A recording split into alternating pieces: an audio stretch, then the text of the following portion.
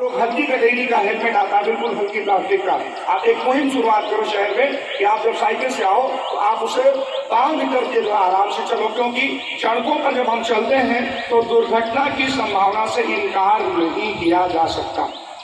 देश का भविष्य इसी में छिपा हुआ है। जब हम लोग इस पद को खाली करेंगे तो आप सभी इस जो है पद को जो है धारण करेंगे, और यही बहुत सारे अभिभावकों की भी इच्छा है। जो हमारे अभिभावक, जो हमारे साथी और भी जुड़े हैं, ऐसा ही उन सबकी अभिलाषा है कि मेरा बच्चा बड़ा होकर के अरे बनेगा, वो बनेगा देश की किसी सेवा में। लेकिन आप ये सोचिए कि जितनी बड़ी कल्पना आपने पाल करके रखा अपने बच्चे के लिए, और वो बच्चा आपकी छोटी सी लापरवाही से सड़क दुर्घटना में उसकी डेथ हो जाती है केवल 2 सेकंड की गलतियों से, तो आपके सपने जो है वो चकनाचूर हो जाते हैं, निस्तानाबूद हो जाते हैं। ऐसी स्थिति में आपको जरूरी है कि सड़कों पर सुरक्षा के लिए आप अपने बच्चों के लिए उतने ही तत्पर रहें, उतने ही सजग रहें, उतने ही रहें जितना कि आप सपना सदोए हुए बैठे हैं कि बड़े चल करके मेरा बच्चा ये बनेगा और ये बनेगा, ये मुझे खुशियां देगा। बच्चों की इस ख्वाहिश को आपको भी ध्यान रखना है और पेरेंट्स को बताना है, क्योंकि हम लोग जब पेरेंट्स को रोकते हैं, कुछ चीजें बनाते हैं, तो कभी कभी पेरेंट्स को ये लगता है कि मैं फला हूँ। अपने पोर्टफोलियो से बात करते हैं कि मैं फला हूँ, मैं माननीय हूँ, और अभी यहाँ से बात कराता हूँ। इस प्रकार की नाना बातें हम लोग करते हैं। लेकिन ध्यान रखिएगा, जीवन में एक गांठ मान के रखिएगा कि सड़क पर जब भी आप चलते हो तो सिर्फ और सिर्फ एक ड्राइवर हो, एक चालक हो, वहां पर आपका कोई पोर्टफोलियो नहीं है, कोई भी पद आपका सड़क पर नहीं होता है। जहां आपने अपने मन में ये ईगो बैठाया, जहां आपने अपने दिमाग में ये बैठा दिया कि मैं तो खड़ा हूँ। विद्यालय में आने के बाद सर की सीट होती है और विद्यालय के प्रिंसिपल का दायित्व सर संभालते हैं।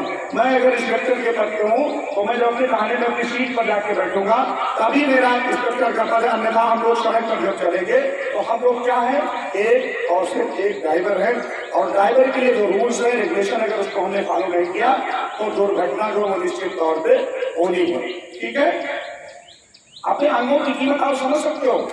5 लाख रुपए में अगर दूं तो कोई बच्चा अपनी दोनों आंख दे सकता है क्या?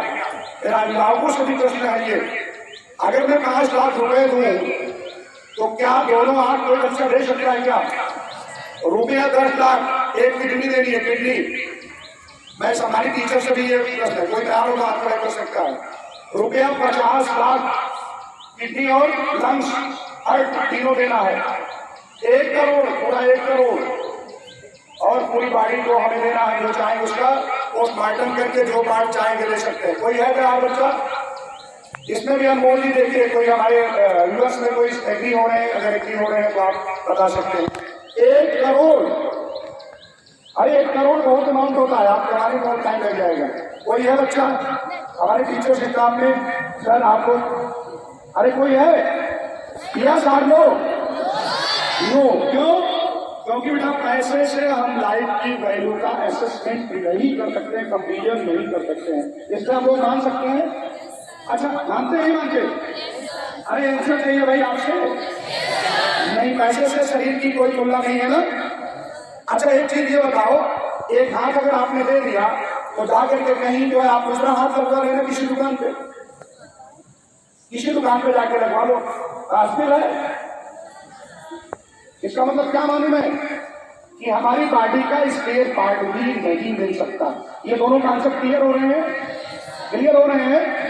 ये हमारे सम्मानित सभी अभिभावकों से भी इस बात की मैं अपील करना चाहता हूँ, अपने चैनल के माध्यम से जो भी साथी हमारे जुड़े हुए हैं, कि ये हमेशा ध्यान रखें कि हमारी बॉडी का ना तो रिप्लेसमेंट हो सकता है, ना इसके स्पेयर पार्ट मिल सकते हैं। जो नेचर ने बनाया है, इसे सुरक्षित रखने के लिए हमें हर संभव प्रयास करना होगा। और उसका सीधा सा उत्तर है कि हम किसी भी जगह पर लापरवाह ना बने, और इस मंत्र को हमेशा ध्यान रखें कि सावधानी हटी दुर्घटना नहीं।